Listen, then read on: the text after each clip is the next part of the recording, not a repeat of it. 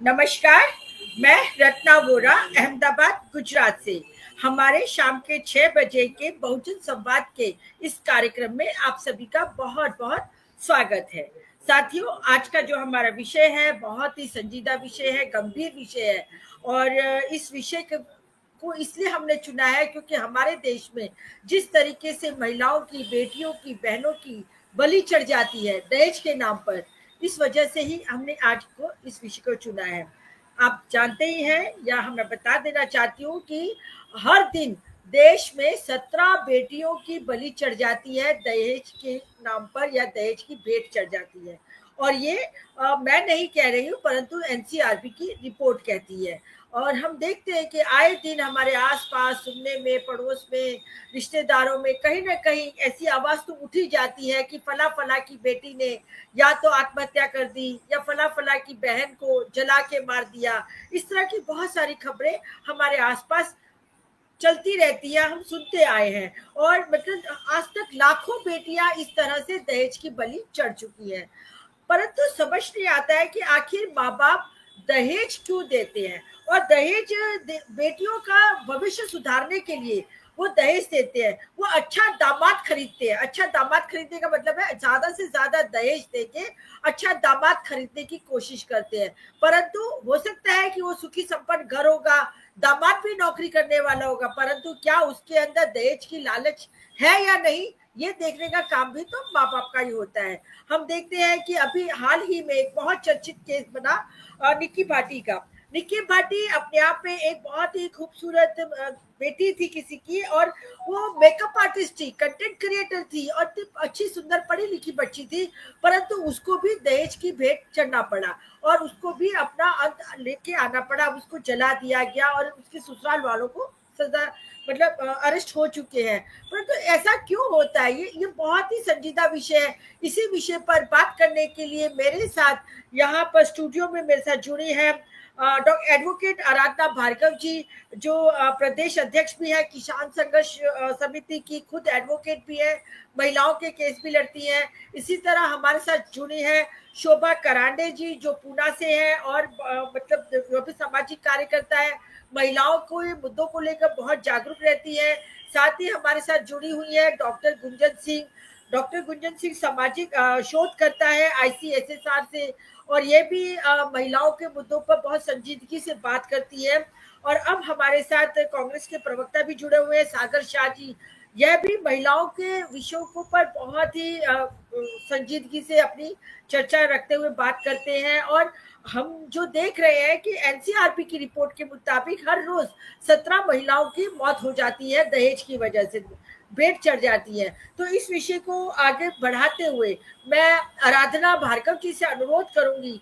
मैं सभी पैनलिस्ट साथियों का स्वागत करती हूँ। साथ ही हमारे साथ जागृति राही भी जुड़ चुकी है, सामाजिक कार्यकर्ता है। मैं सभी मेरे पैनलिस्ट साथी बहनों का और भाई का स्वागत करते हुए इस चर्चा को आगे बढ़ाना चाहूंगी। सबसे पहले आराधना भार्गव जी, जो एडवोकेट है, आप इस विषय पर अपनी बात को रखिएगा। जी आराधना जी।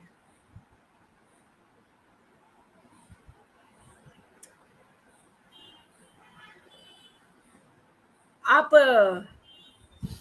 अनम्यूट कीजिए, अनम्यूट कीजिए।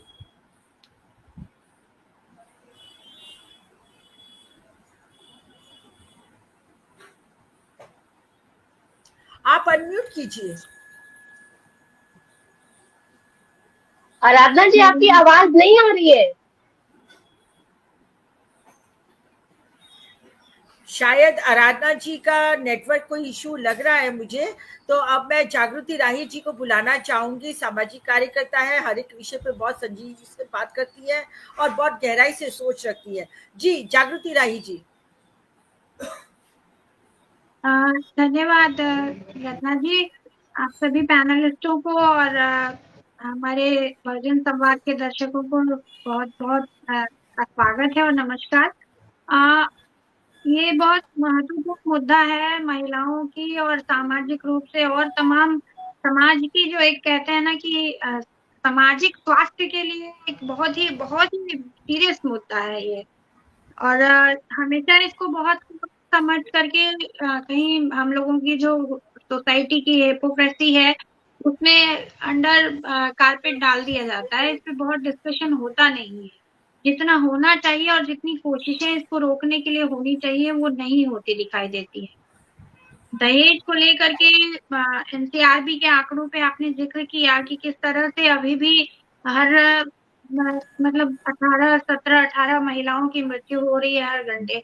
तो ये बहुत ही दर्दनाक है अपने आप में। और अभी जो मैं मुख्य रूप से बात रखना चाहती हूँ वो ये कि हम लोगों के यहाँ देखिए ये घटनाएं घट नहीं रही, घटेंगी नहीं, क्योंकि शादियों का जो खर्चा है, शादियों में जो दिखावा है, शादियों में जो पैसे का इस्तेमाल है वो दिन प्रतिदिन और बढ़ रहा है। बाजार का प्रभाव इतना ज्यादा पड़ गया है कि कुछ चीजें जैसे बाउंडेशन हो गया है कि आपको इतना तामझाम इतनी इतनी सारे चीजें करनी ही करनी है, नहीं तो इज्जत का सवाल हो जाता है। और वो पूरा का पूरा बोझा जो है लड़कियों के परिवार पे पड़ता है। मैं देख रही हूँ कि इस तरह का चीज डेवलप होती जा रही है कि अब वो बारात का पूरा खर्चा लड़की वालों से वसूल करते हैं। पैसे पूरे के पूरे वो लड़की को देने के लिए जो जेवर लड़के वाले हैं वो भी लड़की वालों से वसूल करते हैं, और शो ऑफ करने के लिए। और मतलब बड़े बड़े रिजॉर्ट या होटल और डेस्टिनेशन वेडिंग और अरेंजमेंट और इवेंट मैनेजर्स और पता नहीं क्या क्या जो फिल्मों में फिल्मी कलाकारों के जो बहुत पैसे वाले हैं, अरबपति हैं, करोड़पति हैं, या एक अंबानी की शादी देखिए, ये सारा कुछ एक माहौल बनाया जाता है और उसका नतीजा भुगतता है सामान्य आदमी, मध्यम वर्ग, जिसके पास बेटियां हैं। उन पर दबाव होता है कि हम फलाना की शादी में ऐसे हुआ था तो हमारे यहाँ भी ये सारा होना चाहिए। और ये दिन पर दिन बढ़ते जा रहा है। पहले एक दिन के लिए चीजें होती थी, स्टेज होता था, ये सब होता था, और अभी पता चला कि 4 दिन 6 दिन का पूरा एक डिजाइन हो गया है कि मेहंदी के लिए आपको करना है, हल्दी के लिए आपको करना है, प्री वेडिंग शूट करना है, तो उसके पोस्ट वेडिंग और क्या बैचलर्स पार्टी करनी है। मतलब नाटक बढ़ते ही जा रहा है, उसका कोई लिमिट नहीं रह गया है। और ये सारा कुछ दहेज में नहीं गिना जाता है, ये इनडायरेक्टली जो लिया जाने वाला खर्चा है ये भी अपने आप में बहुत ही खराब है। खाने के लिए इतना बेइंतहा इंतजाम और इतनी सारी चीजें, मतलब किस पेट में डालेगा कोई? कचरा है क्या? डस्टबिन है क्या? आप क्यों इतना ज्यादा वेस्टेज कर रहे हैं पैसे का? आप उन बच्चों के फ्यूचर क्यों नहीं खर्च कर रहे हैं? आप एक दिन के दिखावे के लिए उनके कपड़ों पे खर्चा हो रहा है, डिजाइनर कपड़े। मतलब अब जरूरी है कि आप लीजिए वो 50,000 का लहंगा और 50,000 की शेरवानी, भले दो दिन के बाद उसको फेंक देना हो, लेकिन ये दिखावे की जो प्रवृत्ति है ये बढ़ाई जा रही है मार्केट से। और फिल्मों के असर में आकर लोग इतना बेइंतहा कर रहे हैं कि दहेज की रकम सामने छोटी पड़ जाती है। इतना ये चीजें हो रही हैं और बहुत टॉर्चर है ये अपने आप में लड़की वालों के लिए। एक सामान्य से सामान्य निम्न मध्यम वर्गीय परिवार की शादी में, लड़की की शादी में 10-15 लाख रुपए मिनिमम खर्च है आज की डेट। कहाँ से लाएगा कोई इंसान और कैसे करेगा? जिसके पास कई लड़कियां हैं, बेटियां हैं, तो वो कैसे करेगा? वो जमीन बेचता है। आप देखिए शादियों की जो सीजन होता है हमारे यहाँ, रात के 9-10 बजे तक कचहरी में रजिस्ट्रेशन का ऑफिस खुला रहता है, क्योंकि सबसे ज्यादा जमीनों की खरीद बिक्री उसी सीजन में होती है। क्योंकि लोग, छोटे किसान भी जिनके पास छोटी छोटी जमीनें हैं, वो बेटी की शादी के लिए जमीनें बेच रहे होते हैं। ये इतनी गंभीर, इतनी रूटेड प्रॉब्लम है जिसको हम लोगों को समझना चाहिए। और उसके बाद हमारा देश में कानून भी है, 1961 का दहेज निरोधक कानून निषेध अधिनियम बना हुआ है। उसका इस्तेमाल है कि जब कोई शिकायत करेगा तब वो लागू होता है, उसके बिना तो होता नहीं। और शिकायत कौन करेगा? जिसको अपनी बेटी की शादी करनी है वो शिकायत करेगा। या तो ये डिसीजन ले हर कोई कि नहीं हमें नहीं करनी है, इतना हो नहीं पाता है, सोसाइटी का दबाव है, क्योंकि हमारे यहाँ शादी तो जिंदा रहने से ज्यादा जरूरी होती है। तो आप हैं तो आपको शादी करनी ही करनी है, ऐसे ऐसे किस्म का जो दबाव होता है सोसाइटी का, उसका नतीजा होता है। लेकिन उसका दूसरा नुकसान ये भी हो रहा है कि लैंगिक मतलब जो बच्चियों की का कत्ल गर्भ में होता है, उसके पीछे रीजन ये होता है सबसे बड़ा कि कहीं ना कहीं बेटी बोझ हो जाती है, उसकी पढ़ाई लिखाई पे खर्च नहीं करना है, उसके लिए पैसा जुटाना है। भ्रष्टाचार बाप को सबसे ज्यादा करना है, लॉजिक ये होता है इसके पीछे कि हाँ बेटी की शादी करनी है इसलिए हमको ये सारा पैसा जुटाना है। तो ये सारे सोशल इम्प्लीकेशन है जिसको हमने समझना है। 5 साल की कैद और 15,000 रुपए जुर्माना होता है, वो होता नहीं आज तक। आप देखिएगा कि कितने लोगों को दहेज में सजा हुई। और कानून को कमजोर करने के लिए कि क्योंकि दहेज प्रताड़ना के मामले में परिवार बहुत सारे जाते हैं जहां खासकर हिंसा हुई हो लड़की के साथ, जागृति वहां जी, मैं उसे भी कमजोर किया गया। जी धन्यवाद, मैं बहुत ज्यादा टाइम नहीं लेना समय चाहती, रहते सबको बोलूंगी। समय रहेगा तो मैं जी फिर जी आपके पास आती हूँ। अब मैं जी शोभा करांडे जी के पास जाना चाहती हूँ।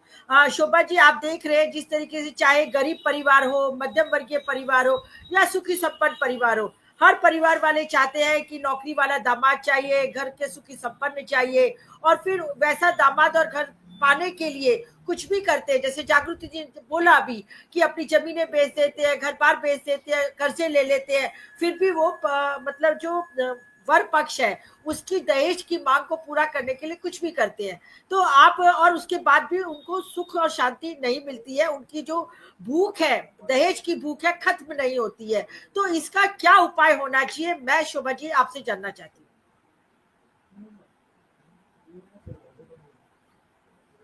अनम्यूट करिए, शोभा अनम्यूट ताई कीजिए। अनम्यूट करिए। हाँ,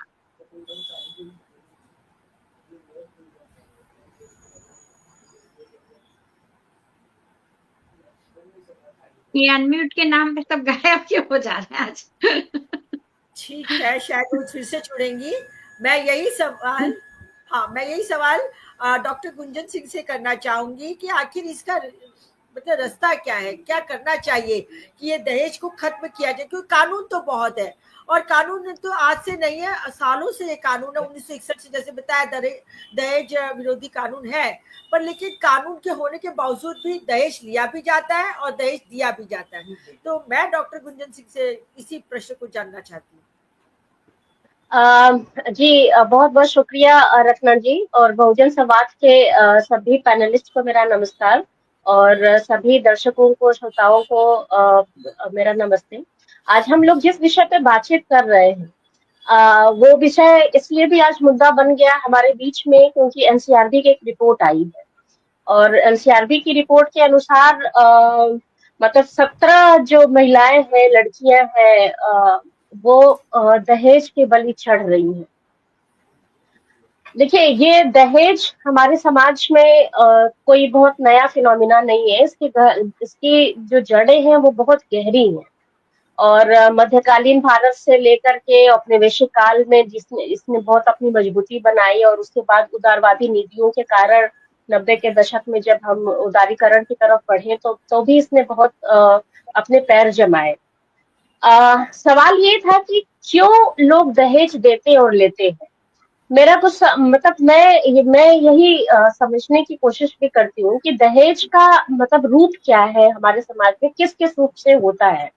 तो क्या दहेज सभी जगह लिए जाते हैं? क्या सभी समाजों में दहेज लिए जा रहे हैं?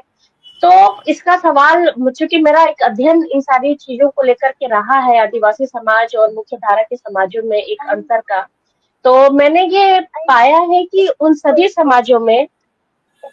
समाजों में जहां पर लड़कियों की स्थिति बहुत खराब रही है, और उनके किसी भी तरीके के कैरियर को लेकर के, उनके भविष्य को लेकर के कोई भी चिंता नहीं रही है जिन जिन समाजों में, और जहां पर लड़की के लिए सेटलमेंट, स्थायित्व का मतलब विवाह होता है, वहां पे ये चीजें ज्यादा हो जाती, बहुत ज्यादा है। पंजाब वगैरह इसका उदाहरण है कि जहाँ पे दहेज, और हिंदी बेल्ट के वो सभी जगह जहाँ पे लड़कियों को संपत्ति और इन सारी चीजों से वंचित रखा गया है, वहां पे दहेज का बहुत बड़ा रहा है।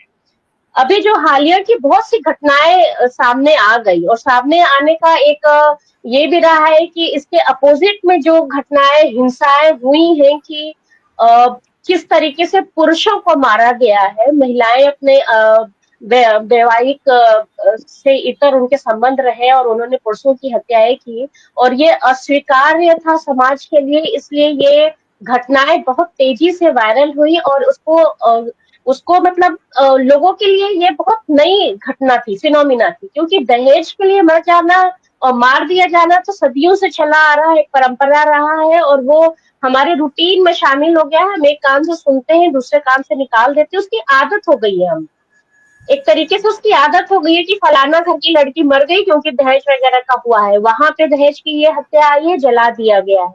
तो ये इसकी हमें आदत हो गई।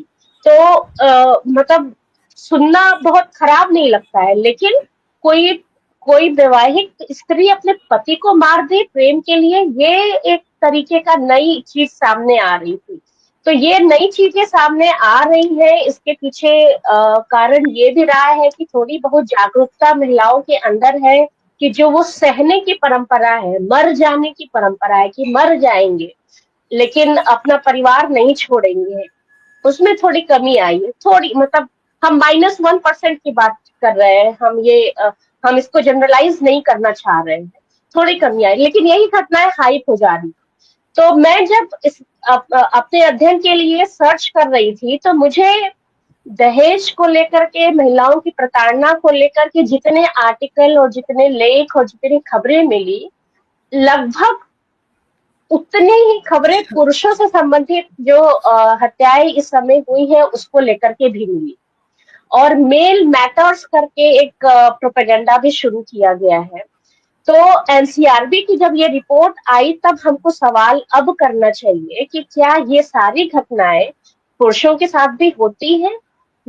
तो इसका जवाब है कि नहीं होती है, क्योंकि जेंडर के कारण, मात्र क्योंकि हम स्त्री हैं और स्त्री बोझ के रूप में, दान के रूप में, एक कर्तव्य के रूप में, दायित्व के रूप में देखी गई है आज तक, सदियों से लेकर के आज तक। तो वो कर्ज उतारना, दायित्व निभाना और ये सारी फलाना ढिमका टाइप का जो नौटंकियां हैं, ये सब करने के चक्कर में महिलाएं बलि चढ़ रही। मैं बस ये समझना चाह रही थी कि आप दहेज के लिए जब कोई मर जाता है, मतलब फाइनली जब कोई मर जाता है, तब ये दहेज हत्या वाला मामला सामने आता है। मैं तो ये भी कहूंगी कि जब एक नए नियम के हमें बनाने की जरूरत है, एक नया नियम ये भी होना चाहिए कि जब कोई लड़की मरी दहेज के लिए, ससुराल वालों ने उसको मारा या उकसावे में आकर के उसने आत्महत्या की, जो भी स्थिति रही, उसमें खुद उसके अपने परिवार वाले लोगों की कितनी भूमिका रही है। माँ बाप के सामने वो लड़की गई होगी कहने के लिए कि मैं प्रताड़ित हो रही हूँ, मैं उस परिवार में नहीं रह पा रही हूँ, बहुत सी चीजें हुई होंगी। वो अचानक नहीं होता है, उसका एक प्रक्रिया होता है, लेकिन परिवार वाले बार बार उस लड़की को उस परिवार में भेजते हैं कि भैया एडजस्ट तो करना पड़ेगा। और वो जब मर जाती है तो अब दहेज हत्या के तहत चले जाते हैं FIR करवाने। ये इंटरोगेशन भी होना चाहिए कि आपको ये बात क्या पता थी कि उस लड़की की हत्या हो सकती है उस परिवार में? क्या उस लड़की ने ये बात आपसे कही थी कि उसको प्रताड़ित किया जा रहा है, उसको मार दिया जाएगा? जब आपको पता थी तो आपने क्या एक्शन लिया? इग्नोरेंस का, एटलीस्ट इग्नोरेंस का तो एक केस होना ही चाहिए। और दूसरी बात ये भी है कि पढ़े लिखे लोगों के बीच में जो दहेज का जो एक सॉरी, बस 2 मिनट में मैं खत्म करना चाहूंगी, मुझे पता है लंबा हो रहा है। जो पढ़े लिखे लोगों के बीच में ये सब बातें हो रही है, लड़कियां खुद दहेज लेना चाहती है, वो ज्यादा से ज्यादा सामान लेकर के जाना चाहती है, वो ब्रांडेड सामान लेकर के जाना चाहती है। तो इस अवेयरनेस को लेकर के भी हमको काम करने की जरूरत है। और हमें ये, और एक बहुत महत्वपूर्ण मुद्दा मैं जोड़ना चाहूंगी कि मैंने बहुत जगह ये देखा है कि आजकल सामूहिक विवाह कराने का एक प्रचलन है कि गरीब घरों की बेटियां हैं, वो विवाह नहीं करा पा रही हूँ, तो सामूहिक विवाह करवाया जाता है। उस विवाह में जो सबसे बड़ा जो खर्च होता है वो होता है दहेज के लिए पैसे रुपए या सामान का करना। तो देखिए, हमारे स्टैब्लिश समाज में दहेज है, लेकिन ठीक यही प्रथा मैंने उन समाजों में भी देखी, खास करके आदिवासी समाजों में, जहाँ पे दहेज बिल्कुल नहीं लिया जाता और अभी भी नहीं लिया जाता। 50,000 में उनकी शादी हो जाती है और उनके लिए जो सामान वामान दिया जाता है ना, वो सामूहिक रूप से दिया जाता है। परिवार का, गांव का हर व्यक्ति उसमें इन्वॉल्व होता है, वो सिर्फ परिवार की जिम्मेदारी नहीं होती है। तो आज भी नहीं होता, लेकिन वहां पे जो सामूहिक, बस ये बात मैं खत्म कर लूं फिर मैं रुकती हूँ। लेकिन वहां पे जिस तरीके का ये सामूहिक विवाह को लेकर के अब NGO या कल्याणकारी जो संस्थाएं हैं वो बढ़ रही हैं, तो दहेज प्रथा को स्थापित करने की जो बातचीत है वहां पे भी बढ़ रही है। तो हम ये सारी चीजें अगर देखेंगे तो हम बिल्कुल पाएंगे कि महिलाओं की दोयम दर्जे की स्थिति, उनको दायित्व के रूप में देखना, ये सब कारण रहे हैं दहेज के लिए। और इसके लिए कड़े नियम सिर्फ पति या ससुराल वाले पक्ष पे नहीं, मायके के पक्ष पे भी होने चाहिए। जी, बहुत बहुत धन्यवाद डॉक्टर जी गुंजन। आपकी सारी बातों के पीछे मुझे एक बात बहुत अच्छी लगी कि लड़की के माँ बाप भी जिम्मेदार होते हैं कई किस्सों में, जैसे कि ये निक्की भाटी के केस में हुआ। अगर उसको रोक दिया जाता, अपने ससुराल में जाने के लिए मजबूर नहीं किया जाता, तो शायद आज वो जिंदा होती।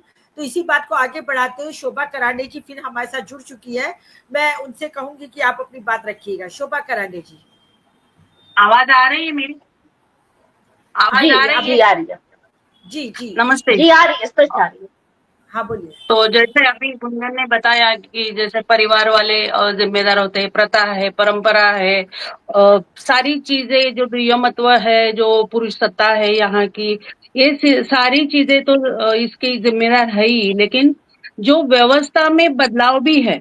जैसे एक कृषि आधारित उत्पादन व्यवस्था थी जिसमें स्त्री उतनी ही बराबर मानी जाती थी जितना कि पुरुष, क्योंकि वो उत्पादन प्रक्रिया से जुड़ी हुई रहती थी, उसके हाथ में स्किल था, उसको एक क्या बोलते हैं, उसको कीमत थी। जब शादी होती थी तो ये माना जाता था कि हमारे घर का काम करने वाले दो हाथ वो लड़के के घर में जा रहे हैं, तो लड़के को ये दुय्यमत्व नहीं होता था। और वहां उस समाज में अभी भी महाराष्ट्र में ऐसे बहुत जगह है जहां मेरा सगुना संगठन का काम चलता है, वहां शादियां बहुत कम पैसे में होती है, बहुत ज्यादा अंडरस्टैंडिंग से होती है। और शादी के बाद जब वो लड़की अपने घर में जाती है तो एक रुतबे के साथ और एक अपना स्किल और अपना काम लेके जाती है। जैसे ही जैसे परिवर्तन हो गए और खेती बाड़ी के काम अभी पीछे रह गए, उत्पादन व्यवस्था बदल गई है, तो ये जो कुशल औरतें थी वो अकुशल हो गई है। और आगे से जो सारा ऊपर से जो उनके ऊपर थोपा जा रहा है, जो परिवर्तन हो रहा है, उसके अंदर जो बाजारू चीजों ने लिया है, सारी बाजार की चीजें जो दिमाग में आई है, जैसे सिनेमा का माहौल है और दहेज की बातें, उसमें लड़कियां भी शामिल होती है। मैंने तो कितने घरों में ये देखा है कि 3-3 लाख रुपए के लहंगे के लिए लड़कियां हट करती है, मुझे यही चाहिए, मुझे वो चाहिए, मुझे ये चाहिए। मुझे लगता है इसका एक बड़ा कारण ये भी है, अगर लड़कियों को बिल्कुल बराबरी का हिस्सा प्रॉपर्टी में दिया जाए तो ये जो खींचने की जो प्रवृत्ति बढ़ रही है लड़कियों में, तो ये कम हो जाएगी। ये एश्योरिटी उनको हो जाए कि बेटा तेरा हिस्सा तुझे मिल जाएगा, जमीन हो, जायदाद हो, ज्यादा हो, बड़ा हो। तो ये चीजें उनके अंदर हमें कैसे बोनी है, ये बात लड़कियों के दिमाग में भी जानी चाहिए। और शादी के बाद डाउरी या दहेज की बातें हैं, लेकिन शादी तो देखभाल के ही की जाती है ना, कि लोग कैसे हैं। ये कोई जबरदस्ती का मामला तो है नहीं। जैसे अभी पुणे में एक हगवने करके एक केस हो गई, जो लड़के ने सुसाइड किया था। तो वो इतनी बड़े घर की लड़की थी, उसके पापा खुद बहुत पैसे वाले थे, फिर भी वो जो पॉलिटिकल फैमिली थी जिसके ये जो फूकट की प्रतिष्ठा, क्या बोलते हैं, मुफ्त में मिलने वाला जो प्रेस्टीज है, वो जो तामझाम है, जो ये पॉलिटिकल फैमिली है, ये अमकी फैमिली है, ये बहुत बड़े कारपोरेट की फैमिली है, तो उसके अंदर जाकर लड़के को ऐसा लगता है कि मुझे कोई बहुत बड़ा मान सम्मान और ये लड़कियों को ये समझना चाहिए कि मैं खुद मेरे बलबूते पे अपना जो भी स्थान है वो निर्माण कर सकती हूँ। इसके लिए मुझे ये खोखले चीजों की जरूरत नहीं है। तो माँ बाप को भी ये लगता है कि चलो ये इसका इतना करके फिर वो तो अपने हिस्से में तो नहीं आएगी, अपना प्रॉपर्टी का ये तो नहीं मांगेगी। और ये सब गलत गलत जो चीजें बन गई है, इसके ऊपर ये की है कि लड़की को पढ़ा लिखा के इतनी समझदारी से और इतने बहादुरी से बड़ा करना चाहिए कि उनको ये समझ आनी चाहिए कि हम अपने बलबूते पे जिंदगी जी सकते हैं, ना कि ये ऐसे खोखले चीजों के पीछे भागना है। और इसी के साथ माँ बाप, जब भी लड़कियां, जैसे अभी गुंजन ने बताया कि माँ बाप को ध्यान देना चाहिए कि लड़की जब कोई कंप्लेंट कर रही है, वो पीछे आना चाहती है, तो दरवाजे खुले रखो ना। आप इतना डर के रहो, कौन सा समाज है आजकल, कोई दरवाजा तक नहीं खुलता दूसरे के लिए। और ऐसी कौन सी चीजें हैं कि जो तुम्हें इतनी डरा रही है। और ये जो सारा माहौल क्रिएट किया है ना, इसको बदलना बहुत जरूरी है। और जी औरतों के अंदर ये सामूहिक रीत्या समाज में ही ये बात आनी चाहिए कि हम इस समाज का हिस्सा है, हम भी जिम्मेदार है, हमें भी हमारी जिम्मेदारियां निभानी है। ये नहीं कि हमेशा विक्टिम के रोल में जाए और रोना धोना शुरू करे और ये सारी मुफ्त की चीजों की जो आदी हो रहे हैं ये लोग, कि माँ बाप से कुछ ले ले, ससुराल वाले। अभी कितनी, मेरा सगुना संगठन यहाँ काम करता है, बहुत सारे केसेस ऐसे भी आते हैं कि लड़कियां शादी करके आते ही जो ये ससुराल वालों को सताना शुरू कर देती है, अलग रहना है या फिर हमें ये चाहिए, या फिर वो डिवोर्स के बाद की जो चीज है, वो जो मैं देखती हूँ ना, वो खींचने की जो आदत हो रही है, वो सारा फ्री का सामान है, वो हमारा श्रम का कुछ है नहीं उसमें। ये बिना श्रम का, और ये जो पूरा माहौल ही बिगड़ गया है, पूरा शासन प्रशासन सारे ही बिगड़े हुए हैं, सारे ही लालची और पैसे के पीछे भाग रहे हैं।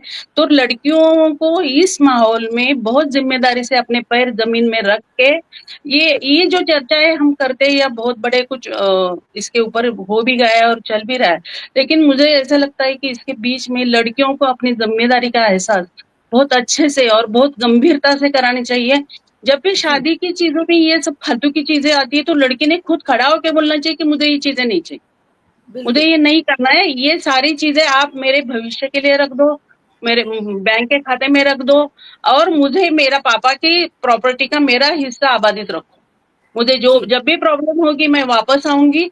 इसीलिए तो इतने सारे, अभी मैं वहां वो मथुरा और वृंदावन और वो सारे वृद्धाश्रम देख के आई, विधवा आश्रम और वृद्धाश्रम, तो वो सारी महिलाएं कहाँ से आती है वहां, क्यों भेजते हैं उनको? इसके ऊपर भी हमें सोचना चाहिए ना।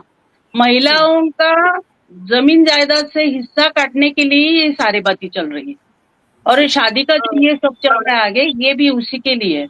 तो हमें बुनियादी तौर पे इस पर काम करने की जरूरत है, ऐसे मुझे लगता है। थैंक यू शोभा जी, बहुत बहुत धन्यवाद। आपने बहुत अच्छी बात बोली कि लड़कियों को अपने बलबूते पे आर्थिक रूप से समान रूप से खड़ा रखना चाहिए, ताकि वो अपनी लड़ाई खुद भी लड़े और उनको इन सब चीजों में कुछ ना पड़े। तो अब हमारे साथ कांग्रेस के प्रवक्ता जुड़े हुए हैं गुजरात अहमदाबाद से, सागर शाह जी। मैं उनसे अनुरोध करती हूँ कि आपने सबकी बात सुनी है, आप अपनी बात रखिए। देखिए, ये जो दहेज नाम की प्रथा है, उसे हमारी भारतीय संस्कृति में सदियों से जोड़ा गया है। प्रथा आज प्रोफेशन बन चुकी है। दहेज एक दूषण है, लेकिन आज प्रोफेशन बन चुका है, मतलब धंधा। आप ये मानकर चलिए कि ये जो दहेज जो चीज है, मैं उसके कुछ उदाहरण देना चाहता हूं। हमारे समाज में राजस्थान प्रदेश के अंदर एक प्रथा थी, सती प्रथा। मतलब जब पति मर जाता था तो पत्नी अग्निदाह अपने आप को देकर उसके पीछे सती हो जाती थी। उसे मिटाया गया, क्योंकि जैसे जैसे अलग अलग संस्कृतियां भारत देश में मिलती गई, मुगल आए, अंग्रेज आए, तो सती प्रथा चली गई। ऐसे ही साउथ इंडिया में देवदासी की प्रथा थी, वो भी महिलाओं के ऊपर अत्याचार था, वो भी धीरे धीरे अब रेयरेस्ट ऑफ रेयर केसेस आपको मिलेंगे। फिर एक और प्रथा थी, आप देखिए, बच्चियों को, जब बच्चियां पैदा होती थी हमारे देश में, तो उसे दूध के एक बड़े बर्तन में उसको दूध पिलाकर मार दिया जाता था। तो ये हमारे डीएनए में है कि जो बच्चियां जो होती है, उसे पहले से ही हमारी संस्कृति में एक बोझ जो हमारे मतलब समाज के ऊपर, उसे पहले से ही ऐसा मान लिया गया है।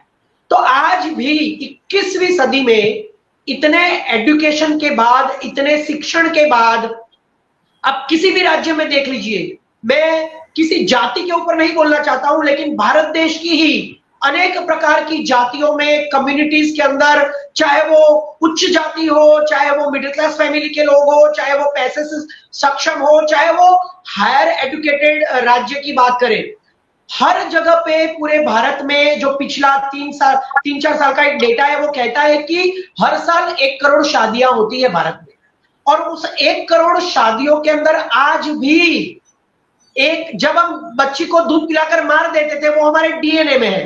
तो वो जो डीएनए वो आज भी नहीं जा रहा है ना। और 1 करोड़ शादियों में 95% केसेस के अंदर, चाहे वो मिडिल क्लास के लोग हो तो 2-3 लाख से लेकर 2-3 करोड़ तक, चाहे वो गिफ्ट के रूप में या डॉरी के रूप में या अपनी मन मर्जी से या फिर मांग कर, किसी भी रूप में ये जो चीजें होती है, चाहे वो लैंड हो, कार हो, प्रॉपर्टीज हो, सोना हो, चांदी हो, जवारात हो, हीरे हो, डायमंड हो, चाहे कुछ भी हो, जो कॉस्टलीस्ट थिंग्स होती है हमारी जिंदगी में, रोजबरोज की जिंदगी में, जो हम ज्यादा खरीद भी नहीं सकते हैं। मिडिल क्लास के लोग तो वो सोच भी नहीं सकते, आज 1 लाख रुपए का सोना 1 तोला हो गया है। कौन मिडिल क्लास वाला 1 तोला सोना खरीदेगा? और शादी में जब 5 तोला सोना भी कोई नहीं दे सकता है, तो ऐसे जमाने में आज भी आप साउथ इंडिया की बात करें, हरियाणा की बात करें, पंजाब की बात करें, राजस्थान की बात करें, और कुछ कुछ राज्यों में कुछ जातियों के अंदर भी, मैं आपको एक उदाहरण के तौर पर भी बताना चाहता हूं कि गुजरात के अंदर एक कास्ट है, कम्युनिटी है, पाटीदार, पाटिल महाराष्ट्र में है, फिर खाप पंचायत के लोग हैं। तो अलग अलग जातियों में भी ये जो दूषण है, ये जो दहेज का दूषण है, वो आज भी देखने को मिलता है, इतने एजुकेशन के बाद भी। और बच्चियों को मतलब मार दिया जाता है, प्रताड़ित किया जाता है, जला दिया जाता है, उनकी जिंदगी चली जाती है और हम कुछ भी नहीं कर सकते। क्या मैं ये पूछना चाहता हूं हमारे समाज से कि जो हमारे डीएनए में, कि हम बच्चियों को मार देते थे दूध पिलाकर, बच्चों को नहीं मारते थे, मतलब लड़कों को नहीं मारते थे, मेल जो होता था, जो उसमें फीमेल को मार दिया करते थे क्योंकि हम बोझ मानते थे। वो डीएनए आज भी जिंदा है। आज देवदासी खत्म हो चुकी है, सती प्रथा खत्म हो चुकी है, जौहर खत्म हो चुका है, केसरिया खत्म हो चुका है, बहुत सारी चीजें खत्म हो चुकी है ना। लेकिन ये जो दहेज है वो बढ़ता ही गया है। एक अध्ययन है 1960 से 2008 का, जिसके अंदर ये कहा जाता है कि 1960 में 20,000 या 25,000 या 18,000 ऐसा कुछ दहेज दिया जाता था भारत देश के अंदर, जो पैसे वाले लोग थे, जो दे सकते थे। आज वो बढ़कर 400% हो चुका है। आप सोचिए, 400%। और कैसे कैसे दिया जाता है कि अगर आपका लड़का आईपीएस ऑफिसर है या आईएएस ऑफिसर है तो 1 करोड़ से 2 करोड़ का दहेज दिया जाता है। सोचिए, अगर वो किसी फॉरेन में पढ़ रहा है, दुबई या अमेरिका में, तो 1 करोड़ दहेज दिया जाता है। और अगर आपके लड़के की सैलरी 1 लाख रुपया है, 1 लाख रुपया सैलरी होने के बावजूद भी हमारे देश में दहेज दिया जाता है उस व्यक्ति को जो हर महीने 1 लाख रुपया सैलरी कमाता है। तो उसकी डिमांड होती है 30 लाख, 40 लाख, 50 लाख। अब सोचिए कि मैं एक उदाहरण देना चाहता हूं केरल का। केरल के अंदर तो साक्षरता रेट 96% लोग पढ़े लिखे लोग हैं, जिसमें 55% लोग हिंदू हैं, 26% मुस्लिम है और 18% क्रिश्चियंस लोग हैं। तीनों जातियों में केरल में इतने हाईएस्ट एजुकेशन होने के बावजूद भी ये जो दहेज प्रथा है, ये जो दूषण है, ये जो प्रोफेशन है, जिसको आज हम धंधा, तिजारत या व्यापार भी बोल सकते हैं या कारोबार भी बोल सकते हैं, ये हर जाति में, मुस्लिम, हिंदूज, क्रिश्चियन, सब में केरल में आज हर तरह से बोला जाता है। आपने जो उस भाटी लड़की का उदाहरण दिया, ऐसा ही एक केस है विस्मय नाम का। विस्मय नाम की लड़की थी केरल में, वो खुद डॉक्टर थी। अब सोचिए, डॉक्टर, एमबीबीएस, हाईली एजुकेटेड लड़की, जिसके परिवार ने उसके पति को, आप दोनों के फोटोज देखिए, दोनों हीरो हीरोइन जैसे लगते हैं, हाईली एजुकेटेड है, डॉक्टर है लड़की, और वो लड़का भी बहुत अच्छी जॉब कर रहा है, बड़े उच्च ओहदे पर। और उस लड़की को 800 ग्राम सोना दिया गया है। सोचिए, 800 ग्राम सोना, 15 लाख की कार और कितनी जमीन, फिर भी उस लड़की को जलाकर मार दिया।